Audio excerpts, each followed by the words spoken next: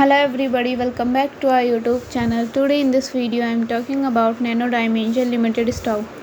In this video we talk about stock, pros and cons and technical analysis and latest news about it. Stock is trading at $3.15 with 0.32% positive in a day.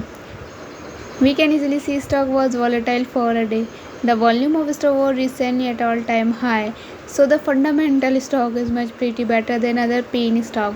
Before buying and selling the stock, please concern your financial result. Today's video is done. Thanks for watching. Please subscribe my YouTube channel and like the video and also comment or related queries.